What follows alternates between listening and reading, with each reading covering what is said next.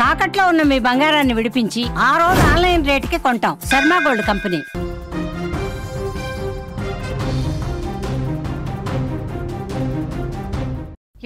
యాదాద్రి జిల్లాలో దారుణం చోటు చేసుకుంది. భార్యపై కత్తితో భర్త దాడి చేశాడు. భర్తను వదిలి అతడి స్నేహితుడితో సహజీవనం చేస్తోంది భార్య.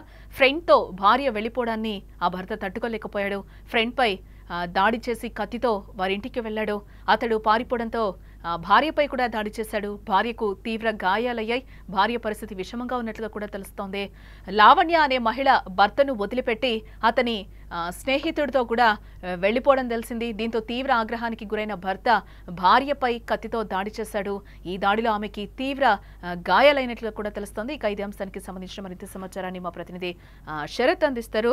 శరత్, యాదాద్రి జిల్లాలో దారుణానికి సంబంధించిన డీటెయిల్స్ ఏంటి? యాదాద్రి భువనగిరి జిల్లా భువనగిరి మున్సిపాలిటీ పరిధిలో ఉన్నటువంటి రాజగిరిలో లావణ్య, అదేవిధంగా లావణ్య ఒక ఇంటి అద్దెకు తీసుకొని అక్కడ సహజీవనం చేస్తున్న విషయం తెలుసుకున్నటువంటి రవి వాళ్ళ భర్త ఈ రోజు ఉదయం అటాక్ చేయడానికి రావడం జరిగింది. దాంట్లో భాగంగా అంటే అందులో ఉన్నటువంటి అంటే అతనితో ఉన్నటువంటి విషయాన్ని గమనించి రవి గొడ్డలతో వచ్చి అక్కడ అంటే కొడవలతో రావడం జరిగింది. అక్కడికి వచ్చినటువంటి సందర్భంలో మొత్తం 3-4 వచ్చారు వాళ్ళు, రవి సంబంధించిన వాళ్ళు. కానీ అక్కడ ఉన్నటువంటి లావణ్య అదేవిధంగా శంకర్ తో ఆమె అక్కడ ఉన్నది. ఆ శంకర్ ను వీళ్ళని చూసి పారిపోవడానికి ప్రయత్నం చేశాడు, పారిపోయాడు అతను. కానీ లావణ్య అక్కడ ఉండడం వల్ల ఆమె పైన అటాక్ చేయడం జరిగింది. ఆమెకు తీవ్ర గాయాలైనటువంటి పరిస్థితి. మరి నిజంగా రవి, శంకర్ ఇద్దరు కూడా స్నేహితులు, ఒకే ఊరికి సంబంధించిన వ్యక్తులు. శంకర్ తో వివాహేతర సంబంధం ఉంది అని చెప్పి అక్కడ ఎక్కడున్నారు వాళ్ళని చెప్పి గమనించి రవి మొత్తం కూడా ఎక్కడున్నారు ఏందని చెప్పి గమనించి ఈ రోజు అక్కడికి ఉన్నారని తెలుసుకుని అక్కడ రావడం జరిగింది. రావడమే అక్కడ అటాక్ చేసిన సమయంలో చాకచక్యంగా శంకర్ అయితే తప్పించుకోవడం జరిగింది. కానీ లావణ్య పైన అయితే దాడి అయితే జరిగింది. దాడి జరిగి అక్కడ గాయాలైనటువంటి పరిస్థితి. నిజంగా మరి ఈ సంఘటన మాత్రం తీవ్రంగా చర్చకు దారితీస్తుంది. ఎందుకంటే చూస్తున్నాం ఎన్నో సంఘటనలు జరుగుతున్నాయి రాష్ట్ర వ్యాప్తంగా. నిజంగా ఈ సహజీవనానికి సంబంధించి అంటే ఈ అక్రమ సంబంధాలకు సంబంధించి ఎన్నో ఘటనలు జరుగుతున్నాయి. ఎందుకంటే లావణ్యకు 4 పిల్లలు ఉన్నారు, 2 కూతురు 2 కుమారులు ఉన్నారు. ఒక కూతురు హాస్టల్లో ఉంటూ చదువుతుంది, మిగతా 3 కూడా ఆమె దగ్గర ఉంటూ చదివిపిస్తుంది, రాగిడిలో చదివిపిస్తుంది. అయినప్పటికీ అంటే రవితో కొన్ని విభేదాల కారణంగా రవితో ఉండట్లేదు. కానీ ఈ అక్రమ సంబంధం ఈ శంకర్ తో ఉండడం వల్ల అంటే రవి స్నేహితుడే శంకర్ కాబట్టి తట్టుకోలేకపోయాడు రవి. ఎందుకంటే నా స్నేహితుడే ఈ విధంగా చేశారని చెప్పి అలా ప్లస్ మా భార్య నా కళ్ళ ముంగటి తిరుగుతుందని చెప్పి ఆ విధంగా ఊర్లో కూడా ఎన్నో పంచాలు జరిగాయి. ఆ పంచాలకు సంబంధించి పెద్ద మనుషులు కూడా ఎన్నోసార్లు సైడ్ కురిచినప్పటికీ వీళ్ళు ఉండలేకపోయారు. ఎందుకంటే ఎప్పుడు కూడా గొడవ జరిగినప్పుడు 2 రోజులు ఉండడము, అదేవిధంగా అమ్మగారింటికి పోవడం, ఈ విధంగా డిస్టర్బెన్స్ చాలా ఎక్కువైపోయింది వాళ్ళకు. ఇవన్నీ కూడా తట్టుకోలేకపోయినటువంటి రవి నా స్నేహితుడే నాకే కన్నం పెట్టారనే ఉద్దేశంతో ఈ రోజు అతమార్చాలని వచ్చాడా లేదంటే ఏ విధంగా వచ్చాడో కానీ వారిని అంటే వేట కొడవలతో రావడం జరిగింది. దాని అంటే వాళ్ళ మిత్రులను తీసుకొని రావడం జరిగింది. వారిని పోలీసులు అదుపులో ఉన్నారు వాళ్ళంతా కూడా.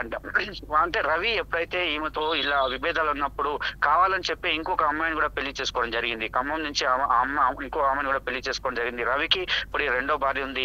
ఈ మొదటి భార్య అయినటువంటి లావణ్య ఎప్పుడైతే ఈ అక్రమ సంబంధం ఉందో అప్పటి నుంచి ఎక్కడెక్కడ తిరుగుతుంది, ఎటు పోతుంది ఏందనేది మొత్తం అబ్జర్వ్ చేసి ఇప్పుడైతే ఈ రూమ్ తీసుకొని ఉందో ఆ రూమ్ దగ్గర పక్కనే 4 రోజుల క్రితమే ఆ భార్య 2వ భార్య తోటి ఇంకొక రూమ్ కూడా ఇది రవి తీసుకోవడం జరిగి రెక్కి నిర్వర్తించాడు. ఎప్పుడు శంకర్ ఎప్పుడు వస్తారా చూద్దామని చెప్పి చూసి నిన్న రాత్రి ఎవరైతే లావణ్య అంటే ఈ రవి వాళ్ళ చిన్న కొడుకు బర్త్డే ఉండే ఆ బర్త్డే వేడుకలకు శంకర్ కూడా హాజరు కావడం జరిగింది. అక్కడ ఉన్నటువంటి బర్త్డే వేడుకలు రాత్రి జరిగాయి. రాత్రి రెక్కి నిర్వర్తించి రాత్రి ఏదో ఒకటి అటాక్ చేద్దామని ప్లాన్ చేశారు. కానీ కుదరలేదు. ఉదయమే 5 గంటల ప్రాంతంలోనే అదే ఇంటికి వెళ్ళాడు. పైకి వెళ్ళినటువంటి సందర్భంలో అతను బాత్రూమ్కి వెళ్ళినటువంటి సందర్భంలో అక్కడ రావడం జరిగింది. వీళ్ళని చూసి ఎందుకంటే స్నేహితుడు కాబట్టి గమనించి అతను ఈ 3 కూడా నెట్టివేస్తూ పారిపోవడం జరిగింది. కానీ లావణ్య మాత్రం తప్పించుకోలేకపోయింది. లావణ్య మీద ఆ దాడి అయితే చేసి తీవ్ర గాయపరిచాడు. ప్రభుత్వ ఆసుపత్రి భువనగిరికి తరలించారు మొదటగా. దాని తదనంతరము మెరుగైన చికిత్స కోసం గాంధీ ఆసుపత్రి కూడా తరలించారు. మరి రవి ఇమీడియట్లీ గా పోలీసులకు సమాచారం ఇవ్వడం, అక్కడ ఉన్నటువంటి వాళ్ళ సమాచారం ఇవ్వడంతో రవిని మాత్రము అదుపులోకి తీసుకున్నారు. రవితో పాటు వచ్చినటువంటి 2 మాత్రం వాళ్ళు కూడా పారిపోయినట్టు చెప్తున్నారు. ఇంతకుముందు సిఐ కూడా మనకు అదే విషయం చెప్పాడు. ఎందుకంటే క్షణికావేశంలో చేస్తున్నటువంటి నిర్ణయాలు ఇవి. ఎవరు కూడా సోషల్ మీడియా వచ్చిన తర్వాత ఇవన్నీ కూడా అంటే ఇన్స్టాగ్రామ్ లో ఎవరైతే అంటే నిన్న లావణ్య ఇన్స్టాగ్రామ్ లో అతని ఎవరైతే సహజీవనం చేస్తున్న ఆ వ్యక్తితో నగదుకు సంబంధించి ఒక వీడియో పెట్టిందని చెప్తున్నాడు. ఆ వీడియో ఒకటి అంటే శరత్, వీళ్ళు ఎప్పటి నుంచి దూరంగా ఉంటున్నారు? భార్య భర్తలు. లావణ్య భర్తతో ఎప్పటి నుంచి దూరంగా ఉంటుంది? వీళ్ళకి ఎప్పటి నుంచి గొడవలు ఉన్నాయి? అంటే వీళ్ళిద్దరు పేరెంట్స్ ఏం చెప్తున్నారు ఈ ఘటనకి సంబంధించి? అంటే ముఖ్యంగా లావణ్య పేరెంట్స్ ఏమంటున్నారు? అసలు 3 సంవత్సరాల నుంచి అసలు అంటే వాళ్ళకు చాలా గొడవలు జరుగుతున్నాయి. 3 సంవత్సరాల నుంచి పెద్ద ఎత్తున జరుగుతున్నాయి. ఎంతమంది పెద్దల సమక్షంలో కూర్చినా కూడా ఉండటం లేదు. అంటే ఒకరి మీద ఒకరికి అనుమానాలు, నువ్వంటే నువ్వు ఒకరితో ఉన్నావని ఈమె, ఆయన నువ్వు ఒకరితో ఉన్నాను ఈమె అని చెప్పి ఇట్లా ఒకరి మీద ఒకరు వీళ్ళు తగాదాలు. ఎప్పుడు పెద్ద మనిషి సమక్షంలో కూర్చున్నా కూడా సయోధ్య చేసినప్పుడు కూడా ఉండలేకపోతుంది. ఆమె తల్లిగారింటికి అని చెప్పి తల్లిగారింటికి ఒక దగ్గర ఉంటుంది, ఒకసారి జనగాంలో ఉంటుంది, ఒకసారి వరంగల్ ఉంటుంది. అసలు ఆమె పిల్లల్ని తీసుకొని ఎక్కడ ఉంటుందో కూడా తెలియని పరిస్థితిలో నాకు ఉందని చెప్పి రవి అంటాడు. ఆమంటది రవి అసలు నన్ను పట్టించుకోడు, ఇష్టం ఉన్నట్టు నా మీద అనుమానం ఉంటది, నన్ను అడ్డగోలుగా తిడుతుంటాడు కాబట్టి నేను బయట ఉండాల్సి వస్తుందని చెప్పి ఆమంటుంది. కానీ మరి ఎప్పుడైతే సహజీవనం చేస్తాం మరి ఈ వ్యక్తితో ఎందుకున్నామని చెప్పి అడిగినప్పుడు మాత్రం ఆమె దగ్గర మౌనమే సమాధానం వచ్చింది. మరి నిజంగా ఆమె చేసే తప్పే అని చెప్పవచ్చు. సహజీవనం చేసినటువంటి వ్యక్తితో మార్నింగ్ దొరకడము, రవి అటాక్ చేయడం అయితే ఈ సంఘటన అయితే కలిసివేసిందని చెప్పవచ్చు. రైట్. మొత్తంగా అది యాదాద్రిలో ఒక దారుణం చోటు చేసుకుంది. లావణ్య అనే మహిళ భర్తను వదిలిపెట్టి అతని స్నేహితుడితో వెళ్ళిపోయిన సిచ్యువేషన్ కనిపిస్తుంది. అక్కడ తీవ్ర ఆగ్రహానికి గురైన భర్త ఒక్కసారిగా కూడా ఆమెపై దాడి చేసినట్లు కూడా మనకు తెలుస్తుంది. దీనికి సంబంధించి పోలీసులు కూడా కొన్ని విషయాలను అయితే బయటపెడుతున్నారు. వీళ్ళు గత 3 సంవత్సరాల నుంచి కూడా వేరువేరుగా ఉంటున్నారు. ఇద్దరి మధ్య కూడా గొడవలు ఉన్నాయి. పిల్లల్ని తీసుకొని కూడా లావణ్య వెళ్ళిపోయిందని కూడా తెలుస్తుంది. ఎవరైతే రవి ఉన్నాడో నిందితుడు, ఆయన కూడా సెకండ్ మ్యారేజ్ చేసుకున్నాడు. గతంలో కూడా వీళ్ళకి చాలా గొడవలు ఉన్నట్లుగా అయితే తెలుస్తోంది. మా ఆయన పేరు రవి కుమార్, రవి కుమార్.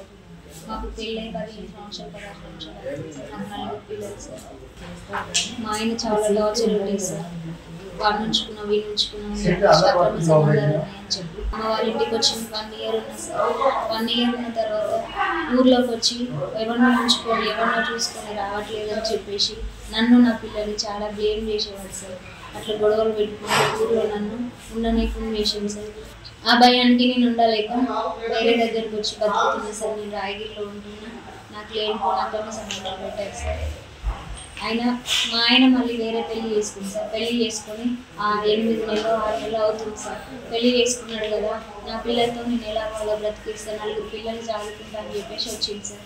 కానీ నా మీద కక్ష బట్టి కుట్ర బట్టి ఇదంతా చేస్తుంది సార్. నాకు